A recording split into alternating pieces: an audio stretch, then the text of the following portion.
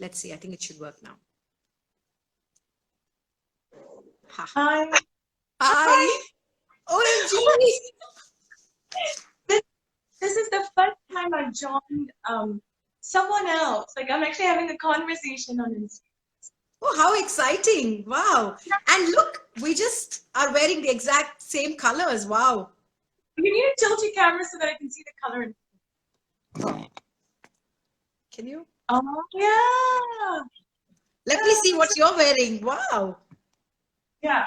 See it. Oh, that's gorgeous, Sush. That's really lovely. What sari is it? So this is a create that my mother-in-law gifted me because I love sorry. That was a disaster. So I love floral.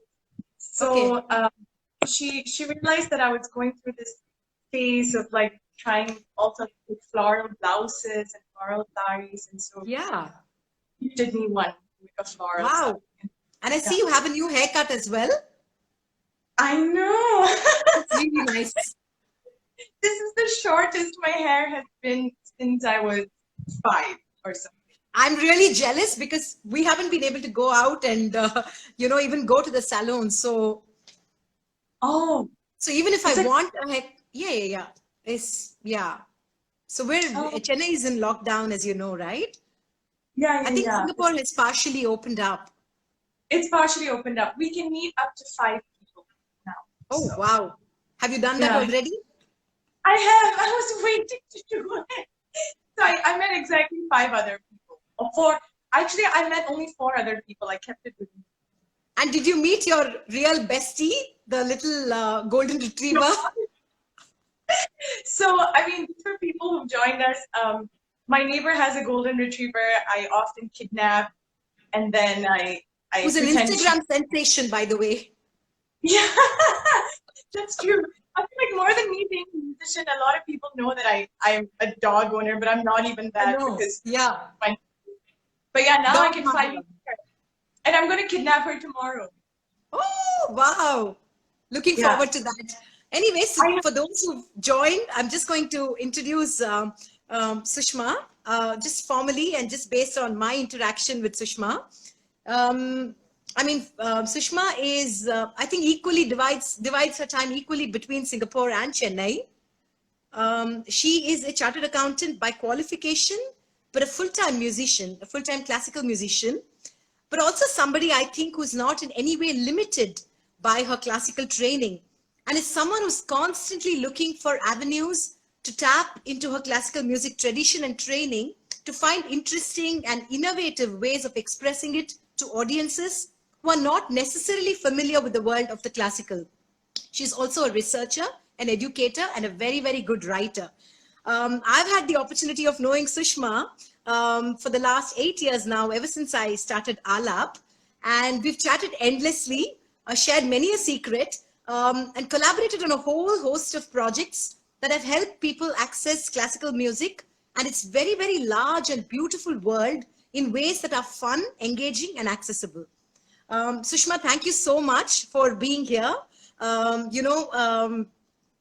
In the backdrop of the World Music Day, we were looking to chat with somebody who obviously was a musician, but also who had a passion for saris. And I know that you really, you often say that you have a small collection, but you wear that collection really well. So I was really curious to chat with someone who pairs her saris so beautifully with fantastic blouses and always carries it off with so much ease. A modern woman who wears the saris in Singapore. And I've also seen you wear the saris, I think at a couple of parties as well, and not like in any way limited by, where the sari needs to actually traditionally be, There's one thing I forgot to mention is that when in Chennai, when Sushma is not practicing or performing or hanging out with her absolutely sweet party, you can find her in Sangeeta eating her most favorite dish, dosa. Yeah, that's so true. Yeah, Sushma's love for saris and dosa. I don't know which you love more, Sushma, dosa or saris, but we'll get to that later. That's a tough one for sure. Oh, she's eating. Yeah. Yeah. I just want to shout out Jyotsna there, Raksha said hi, Bharat said hi. Hi guys. Thanks for being here. Okay. Yeah. Sushma, I'm going to start off firstly by asking you about this new single, I think, that you released with Aditya Prakash just a couple of days ago. Oh yeah, just yesterday. Yeah. It was fantastic. I just loved it. And I loved the whole treatment of it, the video. It had such a calming effect. And I wanted to congratulate both of you about it. And I just wanted to talk to you about, what inspired it and what is it like to also collaborate with a musician who's also such a buddy, It's a blessing and a curse. I can imagine. Basically, the single that Akhila is talking about is, I just released something, a track called Jim Jim Barse yesterday. It's written by one of the Sikh gurus, one of the 10 gurus, Guru Arjan Dev, the 5th in the order. And my best friend Aditya Prakash and I, we worked on it together and we released it yesterday. And so basically we did it because someone who's just very special to us, he loves this song. And so we kind of, we just wanted to surprise him at his birthday yesterday. Okay. And so it'll be nice if we put it together for him. And so that's how it came to be. Okay. And I think it's where Aditya is someone who inspires me a lot musically. And, he's also involved in a lot of work that I enjoy, like cross-genre work and his classical as well and everything. And so, and I think we also value same musical values in terms of just, the aesthetic, the discipline, our tastes are the same. So in that sense, I think working together is easy because we both know what we want, or rather, we both know what we definitely don't want. So I think we don't want. So it's easy. It's a curse because we end up bickering more. We're like, this and that, and it's like a constant struggle in that way. But I think our intention with this track was to create something meditative, something that people could say that it took them out of the world, sort of transcend the material realm, and that's what we wanted to give. And that's why even with the video, we didn't want people or anything.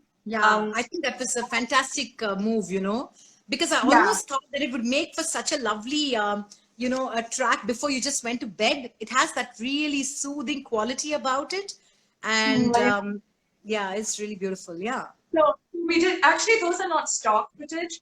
So the video, the videos featured in it are what we, Shri and I, my husband and I, we had taken when we traveled to Bali. And, he had a drone and, we actually took live footage of the place in Nusa Lembungan. So it was just, it was one of those moments where the water, the waves, the splash, everything, it just created such a mood and such a meditative effect by itself that I thought it would just be so well with this. Yeah, it was beautiful, Sushma. I'm going to ask you about, just how has lockdown life been like for you? Could you comment, talk to me about both from a professional perspective as well as personally, what have been your key takeaways from this? I think it's been hard, or different rather, because I've, ever since 2009, I've been back and forth with Chennai. And honestly, this is the longest, 3 months is the longest I've been before. Because usually almost every 2 weeks, once a month, I'm traveling back and forth. So it's definitely been, I was actually nervous. I was like, I don't even recognize Singapore anymore. Can I actually be there? Yeah. But so in way, actually lockdown was a blessing because I know my home, I know my space, and I know what my routine was. And I knew what my, what I had to work on and all those things. So in that way, it was good. My key takeaway, I think, is that I think I realized that fundamentally, you can be an introvert and you can see you love yourself and all of those things. But I think fundamentally as humans, we are social. And I think I've realized that, you need a support system. You need humans in your life, or you need some kind of interaction in your life, and you can't, you can't deny that. So in that way, I'm very thankful to have had that core group that gave me that support, gave me the interaction that I needed during this time. And so I think my key takeaway moving out is to just really value the people that we have, because it's it just contributes so much to your growth as well. Because I can be reading, I can be listening, I can be doing all these things, but the way I internalize it is also when I discuss it with these people, and then it gets implemented more. So it's so important to have those interactions. Right, absolutely. Sushma, I'm going to kind of move to, the very premise of this conversation, which is in the company of the Saree. And this series has been conceived by Panjavarnam Silks, really to have conversations and interactions with women for whom the world of Saree, and I don't mean just the Saree, but the world that it's sort of the world that the Saree inhabits, that matters, And I thought that you would be like you're somebody who takes great pride in wearing a Saree, and, I'm going to ask you, what's your relationship with the Saree? Like, how do you, if I were to ask you, what is your relationship with the Saree, and has this relationship evolved over the years? It's definitely evolved. Because to be honest, my first memory of my Saree is like, parties, chittis, all the time. It's my mom wearing it. And I think, as we learn about race and all these things today, that's one thing that, when my friend and we discussed, I realized that, as a young kid, when I was 4 or 5 years old, I would actually be embarrassed when my mom came to school in a Saree, because, all the other mothers would come in, pants or shorts or skirts or something. And I would feel like, just my mom is coming in a Saree, like, and growing up in Singapore, like, where, people do take digs at you, like, oh, your mom is coming in a Saree, what, she can't wear something else, and, all these things. And so, sure. I did have that sort of like, oh my God, growing up, I felt like I had to be modern and, that thing. And my only tie to Saree was actually through music, because I figured if I continued music, then on stage I would have to wear a Saree, and that kind of, that was my thought. But I think when I moved to India, it changed completely, because I realized, it's normal there, right? Like, it's not something that's whatever. So I think I started wearing, I was working for a bit in India as well while pursuing music. So I would wear saris to work. I would just wear sari, not just for my own concerts, but to other people's concerts. As well, and I really started wearing all of my mom's saris. And once I exhausted my saris, I started wearing, like, one of my really close friends, Shweta. She's so generous with the saris. I started wearing all of her saris. And then another friend of mine, Jyotsna, I started wearing her saris. So I realized that now it's just, I go for class, I wear saris, like, and even in Singapore, like, I remember there was once after a show, I was in a sari, and, like, a couple of my friends and I were thinking of going out. And so they were like, do you want to change? And I was like, actually, you know what? No, I'm not going to change. And we just went out in a sari. We had free all night long. And, it was like, it was amazing. So, and so now I'm at a place where I can see I could be anywhere in a sari and I'm not embarrassed by it. I'm happy. Yeah, absolutely. It's, I guess the sari also takes a lot of growing into, right? You kind of, it's like a relationship, it's like a marriage that you kind of grow into and you kind of slowly like make it your own, right? Yeah, that's right. You kind of find your identity with it. And I mean, there are also practical difficulties, right? Like you kind of need to be comfortable walking in the sari. You can't run in it. Like, or now I can run kind of in the sari, but it doesn't happen immediately. You also need to build your, practice with comfort. Yeah. What about this whole idea of saris triggering memories? Sushma, do you have like, maybe your party sari or something like saris being carriers of memories? Do you think that happens with you? But to be honest, I think more than saris, I would say it's Davanis, like back in the day. Like, so I progressed from like Pavade to Davani to... okay, you did that, okay. Yeah, so, and so when I used to wear Davani, like, my parents got me like Davanis and stuff, but I remember the most special one for me was when my atte, she had saved 2 Davanis and she gave one of it to my cousin and she gave the other one to me. And I still have it today because to me it's like, well, my atte gave it to me, and it's really pretty, like dark brown with a pink ball, like a dark magenta border. And so, that's like, those things have value to me, I think. And because it has like from my atte kalam. Yeah. No, for sure, right? It's like, it's been like passed on. It's like a piece of history that you kind of have with you, right? Yeah, for sure. Totally. Sushma, I'm going to ask you really about, just how did you, you live in Singapore. What was and I read in your website today that you started learning music when you were 4. Yeah, that's right. Yeah. Wow. Could you talk about, how you your journey with music began really? I think my journey with music began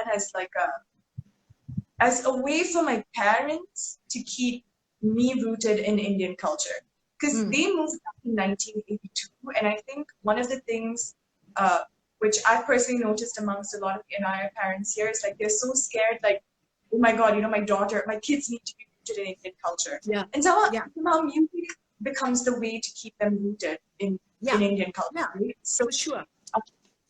So I think that was what I knew. Like I went to class like every week or whatever because I had to do it kind of thing. Yeah. I think it was a much later stage when I came under the tutelage of Mrs. Lalita Shivkumar that I really built, because I used to come to India to learn from her, and in that I realized that people really music was not like a weekly thing.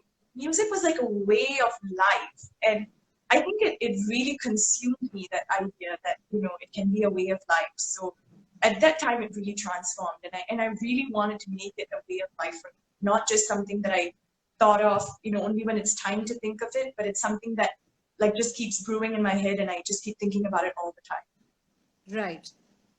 Yeah. Right. But over the years, I feel like even though you've trained in classical music, I've always seen you like as I think of you as a collaborator, as somebody who kind of also I know that you were part of Gauri Ramnarayan's play. You've done stuff with us for Aalaap. I mean, you're always excited and open to kind of take your classical music training and use it in ways that are accessible or probably not familiar, like audiences that are not familiar with classical music can kind of engage with it. I'm curious to see that sort of eclectic personality of yours in music, does it also kind of reflect in your choice of saris as well? Well, that's a tough one to answer, because I think so the reason why I do those things, I think in some ways also because growing up in Singapore, I realized that there was a gap between my friends or the people surrounding me and my music, and it was very important to me that people could relate to it in some way. So I think that's what kind of led to a lot of the dabbling, because I was like, how can we actually break it down for outside people to really understand this? Can it help through narration, if it's through dance, if it's through this, like trying to find different ways to really understand it.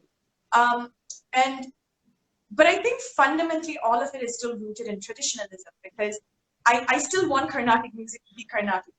I like the authority of it. I love the classicism of it.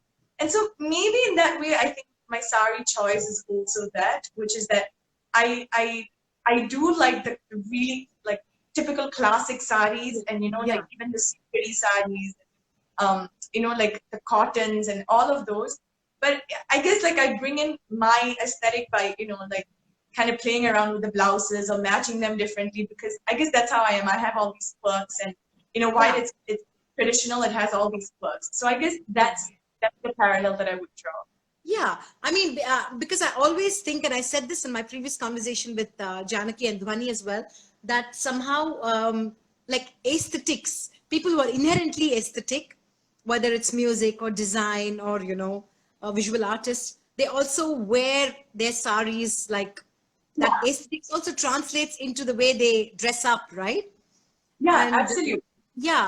And I suppose like when you're a classical musician with a very, very contemporary bent of mind in that sense, you're also kind of, that expression is also finding ways in the way you actually wear the sari as well, right? So always think that, especially in the pairing, and I think today you have been fairly conservative in your pairing.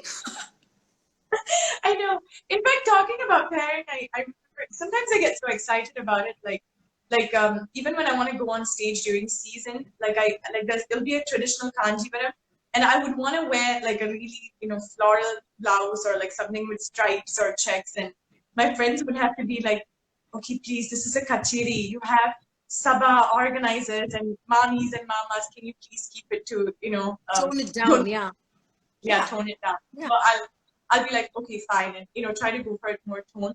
But if you just let it, like if I could just really be myself, then I think it would be completely a bit more experimental with it. And but one why? day Sushma, tell me why. But why do we need to tone it down? I mean, that. I don't know why, but I just think, I mean, maybe in terms of, I don't know, I guess there's still an aesthetic with it. I mean, which is that personally, I can't justify it, but I won't get on stage with the sleeveless blouse. Although I think, it's still just as decent and stuff. I feel like there are just certain things that are, it's like a stage decorum that's there. That we follow. And maybe it's nothing to do with the mommies or mamas or anything. A certain respect that you think the stage deserves. So I guess you can push it to a certain extent, but do you want to push it all? I don't know. That's a question I guess we're still debating as we go along. Right. Sure. Sushma, what is your sari wardrobe like? I mean, do you have many saris? Do you have a huge collection, or do you, of late I've been reading about, what is it called? Like conscious fashion, right? I mean, so I want to talk to you about, I know that you're almost vegan. So yes, I'm all vegan. Yeah. So does that also influence your, your decision when you buy a sari? Number one, what does your sari wardrobe look like really? And do you buy saris consciously? I mean, so the first thing that I did actually, like the big step when it came to saris, was in 2007. I made a decision to stop buying silks. So I stopped buying silks. Okay. So actually, the last pattu podava that I had was in 2007, which was bought from RMKV. And Adoda, like after that, I've not bought a single silk sari. And why did you take that decision, Sushma? Because compassionate reasons. Because I decided that I didn't want to put like silkworms and all these things and buy a sari. So I stopped buying it. But I realized along the way that, I mean, not realized rather, but what I and also then after that, I think it came to a point when I started thinking about environment, and I realized a big problem is also consumerism. Like we keep consuming so much. And especially with saris, I realized that, like my mother-in-law gives me saris, my mother, and like if it's a Navaratri, then like people are gifting like 10 saris left, right, center, and things like that. And even to my friends who just keep buying saris. And I think I made a decision that actually I'm not going to buy saris anymore. Maybe like once or twice a year, I buy it, like, from a very good friend of mine, Silkworm Boutique, like I buy from him, and I've been Panjavarnam and I love their saris as well. And so, like just to like satiate that craving, but I don't buy anymore. So what I do is I borrow, and I have no shame in that, because I think, if someone wants to borrow from me, well, I'm very happy to, because if that means that you're going to buy one less sari, I'm so happy to be able to like let you use my sari. Because the truth is, we wear like a sari 2-3 times and we get bored of it, and I feel for my friends, and it just gets stocked up, and by the time they wear one pattu podave today, like it's the sari only sees the light of the day after 2 years again. So if I'm happy to use them for the stage or anything, so I feel like actually it's like a mutually beneficial relationship that we have. Like I take care of the sari, I use it, I give it back, and so that's why my friends and family are so important, because I just borrow from them. So and for me, if like someone says, I really need to gift it to you, I've even told them, please stop gifting things to me either. I think my life now, I just want to stop consuming as much. Oh, that's fantastic. Sushma, I about 6 months ago, I interviewed this actor called Gul Panag. Have you heard of her? Oh, yeah. Yeah. So she was, wearing this really beautiful dress. She was wearing a short little black dress because she had just finished a press meet, and then she met me at a hotel. And then I just sort of complimented her dress, like initially, like as an icebreaker. I was like, this is a great dress, and everybody, all girls must own a little black dress. And she told me that that dress was about 18 years old. Wow. And she talked to me about how, that if something is in good condition, she talked about how you wear it and wear it and wear it again. Because sometimes, we're so conscious about not repeating our clothes. So we're like, so many times you have a dress and then you're like, I wore it to this party and I'm going to see the same people, so I won't wear this dress again. And we end up buying another new dress, or, never using that dress. And she talked to me really about how you actually wear it over and over again and it becomes your own. And it also is like a great way of staying in shape. So you're constantly kind of keeping a check in terms of, And I think of the sari also often as that, where like the sari that I am wearing, for example, is, I don't know, maybe 2001 or something. And I've worn it so many times, like every little kalyanam opportunity, whatever, because it's got that typical old world, that border. I'd wear it so much. And initially I would be like, I've worn it, the same people are going to be there, maybe I shouldn't. And now I consciously think about what I heard from Gulpanag about how there is, and you can actually experiment with your blouse or with your jewelry or something and give it another, form and flavor, but not actually like keep accumulating. Sometimes we just don't want to, because we're not pursued to not repeat something. We end up like buying more and more, right? Yeah, absolutely. Yeah. I think that's a really nice way to look at it, actually. I mean, to kind of and grow into it. That's a very nice. Thank you for sharing. And I also think that by virtue of that, you're also kind of creating memories with it. Yeah. Because the more number of times you wear it, you kind of remember that I wore this to someone's wedding and this happened. So it also becomes like a storehouse of a memory, right? Well, going back to you, Sushma, coming back to you, I want to ask you, do you have any role models when it comes to the sari itself? Ooh, yeah, back in the day, I really used to love Nandita Das and his sarees. Oh, such understated sarees, right? Understated. I really wanted to do that look, at some point, but then I think I couldn't, because I like some kind of loudness in my sarees also. So I really could brightness, never. Yeah. I like the flash of orange, or suddenly there'll be like a somewhere. So I could never carry it on. I really loved her sari taste. And I think amongst my friends, I really love Jyotsna Jagannathan's sari taste, and she carries it off so well as well. Yeah, like her sari taste is impeccable. And of course my friend Shweta as well, who's wardrobe by Raid. And I think give a shout out to Christopher as well, who is associated with Panjavarnam too. Yeah. And you would be like, what would a guy know? But I think he beats us all hands down. And I love sari collection, his dance sari collection. Yeah. So yeah, I would say I don't think my role model is somewhere an actor, like that. I feel like they're around us, and I'm just watching them wear this. I love it. Yeah. No, for sure. Sushma, talk to us also a little bit about, I know that you're also a huge travel buff. And I know that you must probably be missing traveling like crazy now. Oh God, yeah. I really miss traveling. I think I've also been conflicted. That's one thing that I learned during the lockdown, because as I read more about environmental, causes and our things, I mean, travel is one of the things that adds to global warming, with the carbon emission and everything. So I'm like, maybe it's a blessing in disguise that I've not been traveling back and forth. But at the same time, I feel like it's my travels that actually make me so empathetic to the world, and it really makes me care so much for the world. So I think I'm struggling a bit to reconcile my desire to travel with the emission of, the green, carbon emissions, with really understanding how I can fit sustainability and align it together.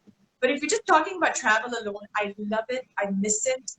I've been to some really fantastic places in the world. touch wood, thank God. And I really hope that can continue, because I think it makes you feel so small. It makes you feel like there's something bigger than you. Absolutely. Stop self-serving and self-indulgent. There's something beyond you. You can't even imagine. And I think that feeling, everyone should experience that, because I think that's the only way we can make the world better. Right. Sushma, I'm going to go back to your wardrobe, because it's sort of connected with this response of yours about how we're actually small in the larger scheme of things, right? Right. Do you, in a sense, practice a certain like minimalism, both in the way you choose and pick your saris in your sari wardrobe, in the way you dress as well? Is minimalism, I often think that that's an essential sort of, I feel that, there is a quality of minimalism about the way you live your life. I mean, from whatever little I know. So I feel like, has travel in some sense influenced and shaped that aspect? And how does that manifest in your sari wardrobe as well? So I think minimalism it's hard to really, you see, for example, I don't know if this sari is considered minimalistic, because if you're talking about a design and print, it's obviously a bit like over the top and it shouts at you, right? But it's minimalistic to the extent that I'm not accessorizing with anything. It's just the sari, it's just this. So I'm minimalistic to that extent. And I'm also minimalistic to the point where, like I told you, I don't buy anymore unless like it's like a treat, And so I think I'm minimalistic in that, because I read so much about the dyes and like being thrown into the water and like the leftover fabric and all these things, which I feel like I can also cut down on those things, and so I have. But I think in terms of my taste, I do like that little excess, and I don't mean that in terms of like going overboard with my accessories or whatever. But I like I said, even if it's a white sari, then I need my blouse to be loud. Or if it's a white blouse, then I like my sari to be loud. So in that sense, I don't know. I don't know if that's counted as minimalism. Am I making sense? Yeah, but I think like minimalism is more like an idea, right? I mean, it's minimalism is not about the loudness of the color, but it's also about, I think, a certain value system, right? Where you don't, for sure. So but yeah, that's the thing, though. I think because it comes with, you're right, it's an idea, but when someone sees you, they may not think you're minimalistic if right? Absolutely. I am, because I mean, this is all it is, and this is a sari that I didn't even buy; it was gifted to me, and I feel like it's aligned with everything that I believe in. But if someone were to see me like this, they wouldn't think I am. So I think that's what I was trying to explain. That I don't consider that I am, but I definitely feel that I am. Yeah. Right.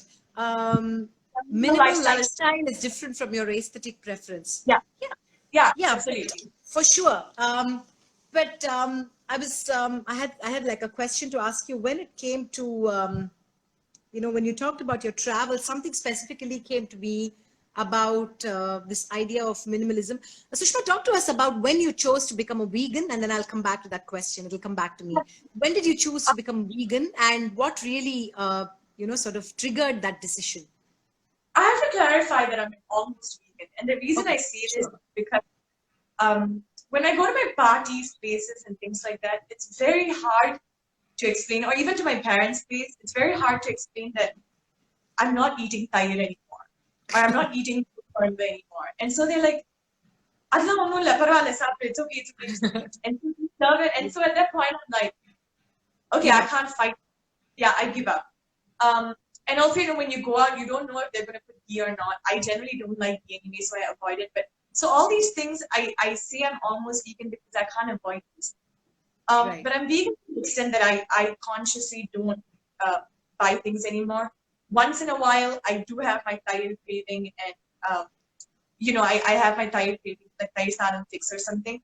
And that's also because like coconut yogurt here is like $25, and it hasn't come to me as affordable as yet.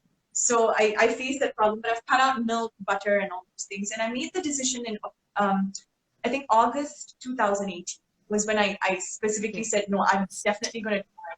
Yeah. And so since then, I've not had like I love my desserts, my rasmalai, faluda, and all these things, and I've given up. And to me, that's like a big thing. Yeah. Yeah, for sure.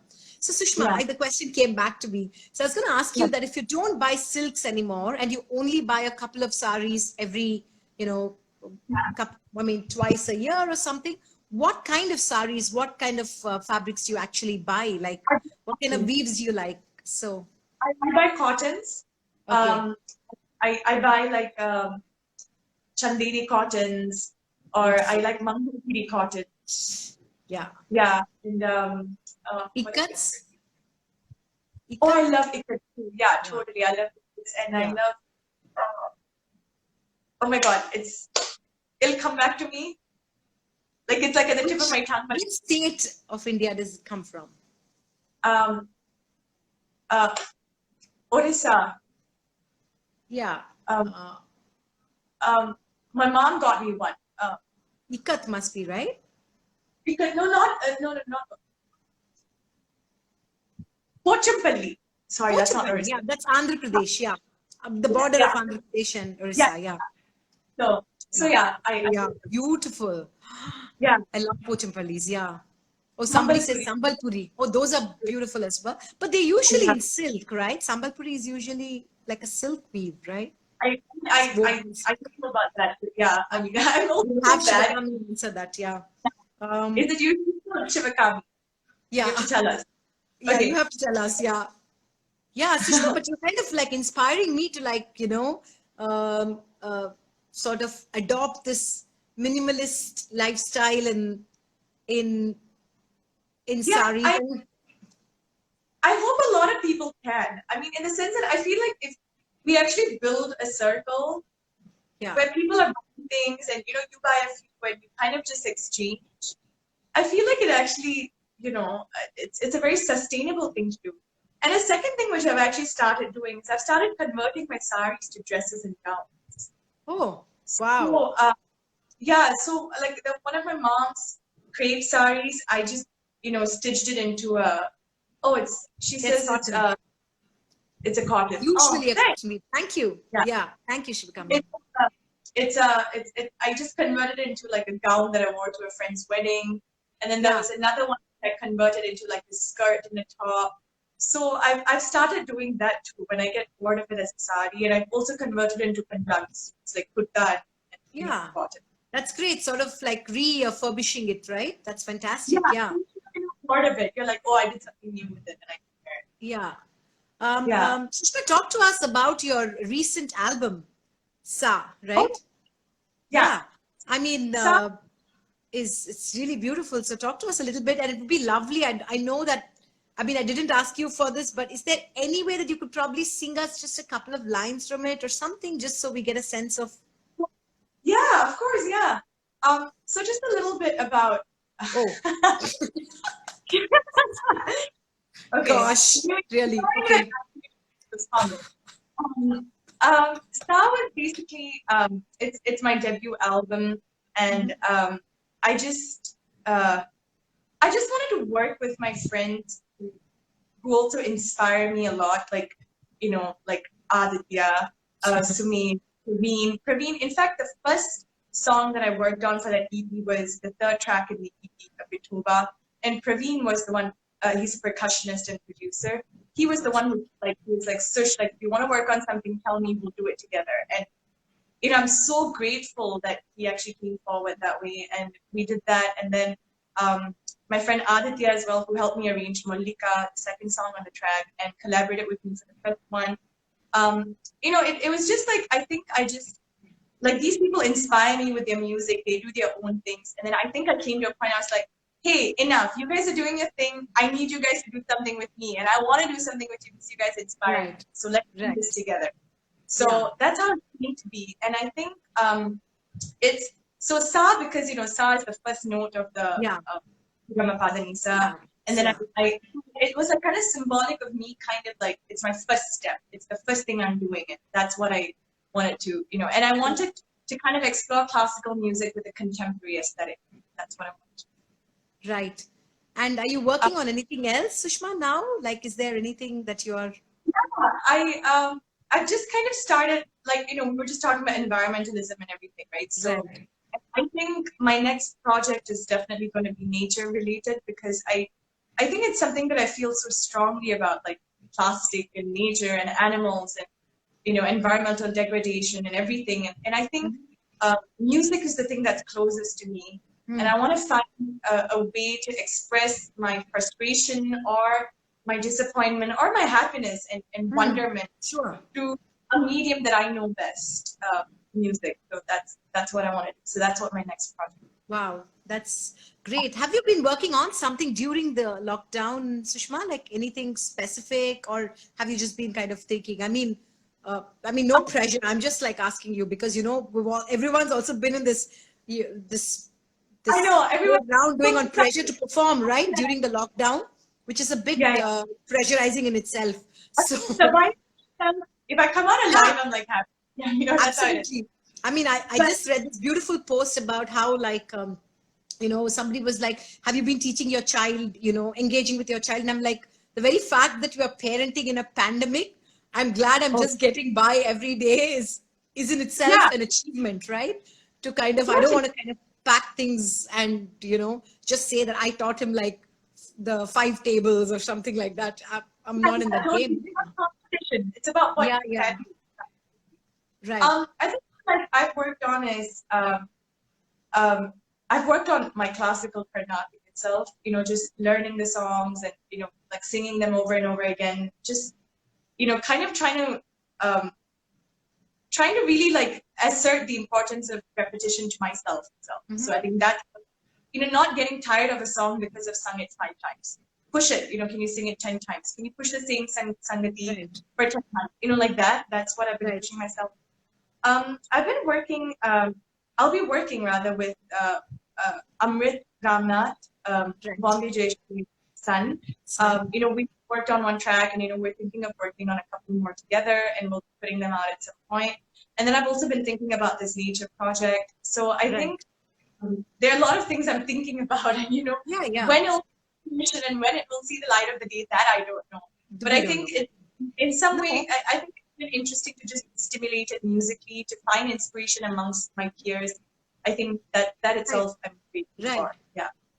I mean, in that sense, it's really a golden period, right? Of sort of uninterrupted time to actually engage with your own music and listen to the music of others as well, right? So, which often, I suppose, musicians who are performers in that sense and traveling don't perhaps often get that luxury, right?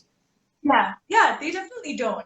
And I mean, to kind of also just bounce off ideas and be like, okay, let me think about it for a day. Previously, it would be like, okay, so tell me now, are you ready, whatever. Yeah.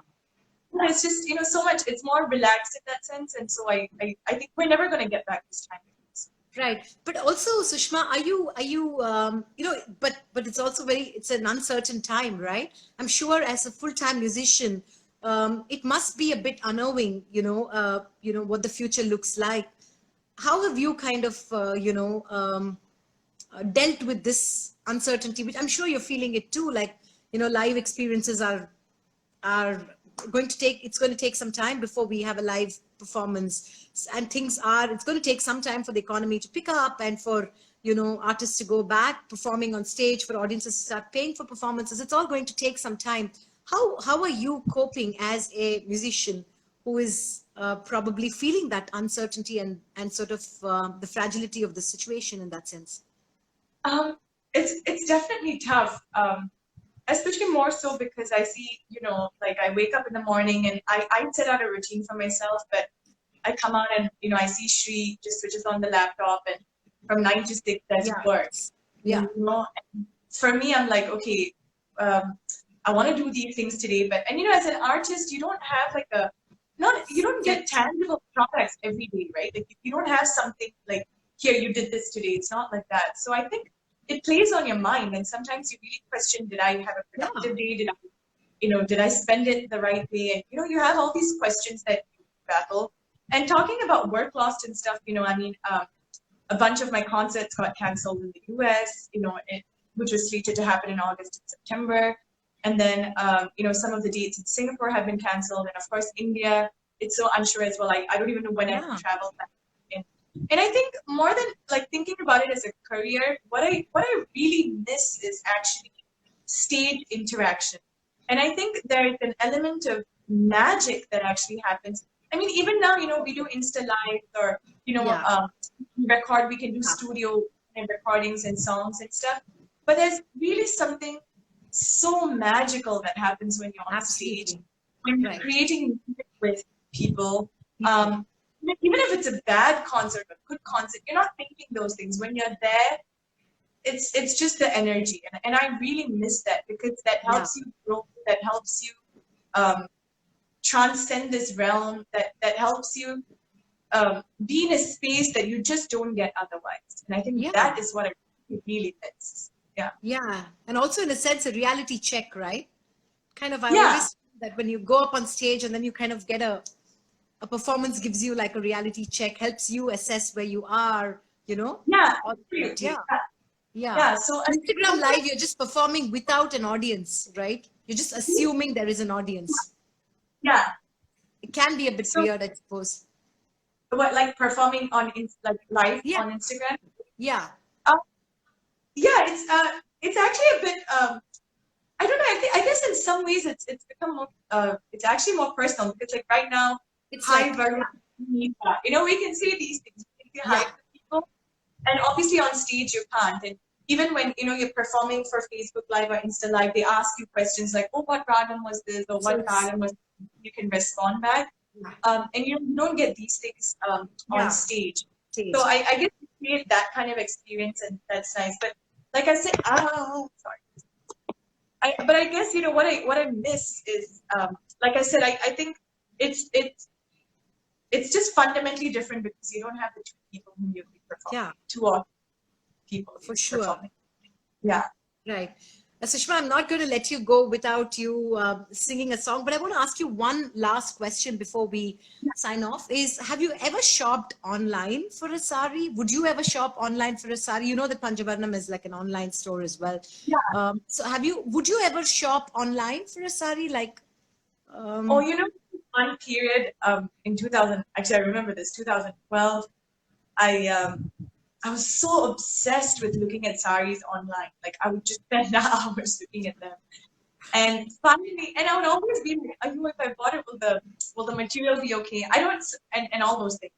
Eventually, like my party, who's just so dear to me, like my birthday was coming up, she gave me money and she said, buy, like a sari. I see that you're looking at all these things, buy a sari.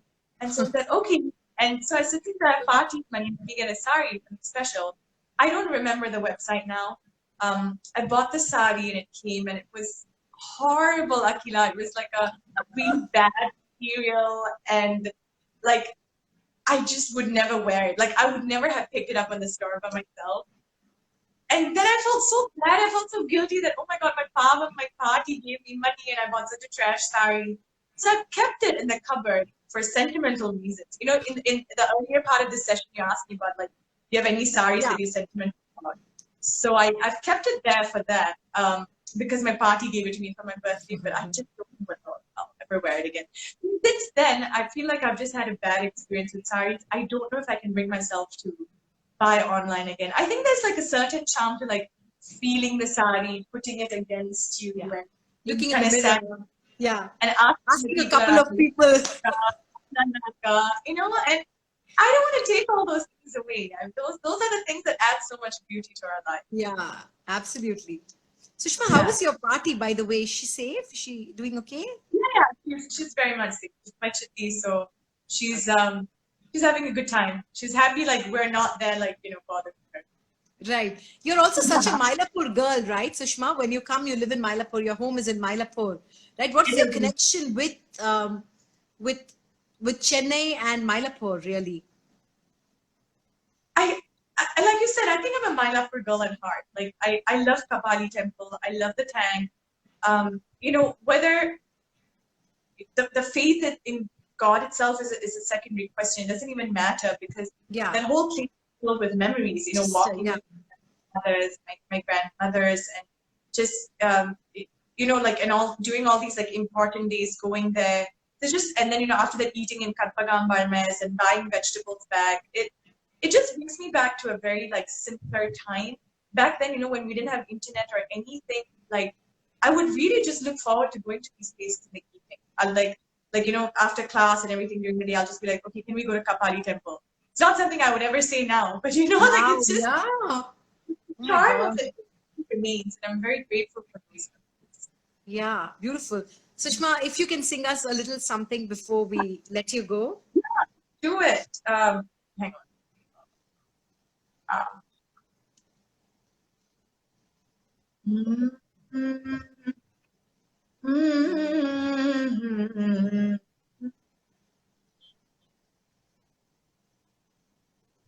நெஞ்சுக்கு நீதியும் தோளுக்கு வாழும் நிறைந்த சுடர்மணி போல் நெஞ்சுக்கு நீதியும் தோளுக்கு வாழும் நிறைந்த சுடர்மணி போல் பஞ்சுக்கு நேர் பல துன்பங்களாம் இவள் பார்வைக்கு நேர் பெரும்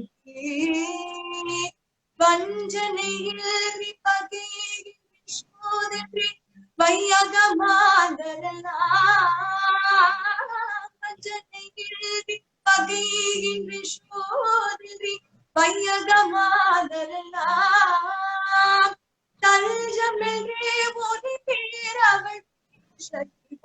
சக்தி ஓம் சக்தி ஓம் தஞ்சமென்றே ஒரு பேரவள் சக்தி ஓம் சக்தி ஓம் சக்தி ஓம் வெள்ளை மலர் இசை வேத கரு பொருளாக விளங்கிடுவாய்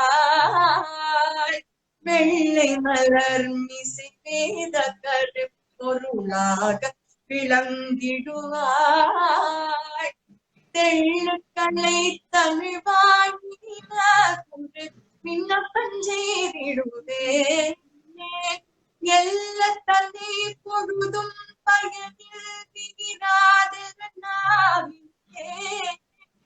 எல்லை தந்தை பொழுதும் பயனில் திகிராத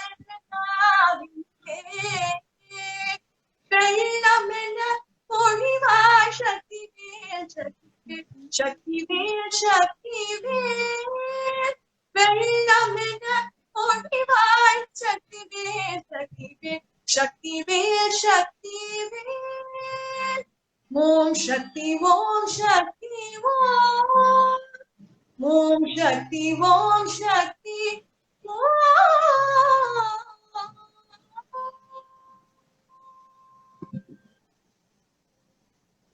Thank you, Sushma. I'm always really amazed at how beautiful your Tamil diction is, really. And yeah, and having grown up in Singapore, it's just amazing that you know, your love for the Tamil language, Tamil poetry. I've noticed that you've... Tamil poetry. I just want to say thanks to Panjavarnam Silks. I want to say thanks to for having me here. And thank you so much. Yeah. Sarees, and so thank you for having me. Thank you. Sure, Sushma. I hope we get to see you perform live soon. And I hope you're able to come back to Chennai soon and we catch up at Sangeeta and we're all able to enjoy a strong filter coffee and a fabulous dosa. Yes. See you. See you all. Thank you for joining. Bye-bye. Bye. Thanks to everyone. Bye.